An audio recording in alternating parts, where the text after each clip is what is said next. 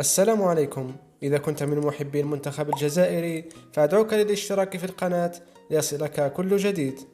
بعد أن كشفت الفيفا رسميا أن المباراة التي ستجمع بين المنتخب الهولندي والمنتخب القطري سيديرها الحكم بكاري غاساما. وكما قلت، بعد سماع الجزائريين للخبر أسرع الكثيرون منهم في شراء تذاكر المباراة. وما حدث اليوم مع بداية اللقاء فاجأ الجميع، وبمجرد دخول الحكم غاساما إلى الملعب بدأت الجماهير الجزائرية في إصدار عبارات عنصرية، من بينها غاساما موني دوغ، أي غاساما كلب المال، غاساما الخائن، وغاساما عميل الكاميرون، والكثير من العبارات الأخرى.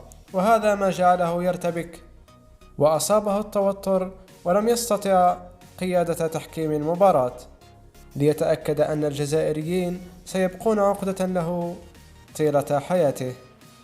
وهذا ما يحدث عندما تستفز الجزائريين.